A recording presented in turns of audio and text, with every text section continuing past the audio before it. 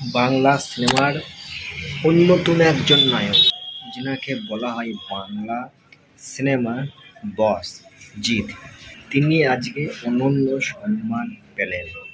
জিৎদা, আমাদের সকলের প্রিয় জিৎদা, সুপারস্টার জিৎ। সত্যি আজকে খুব সুন্দর লাগলো, খুব ভালো লাগলো এই বিষয়টা দেখে। জিৎদা অনন্য সম্মান আজকে পেল।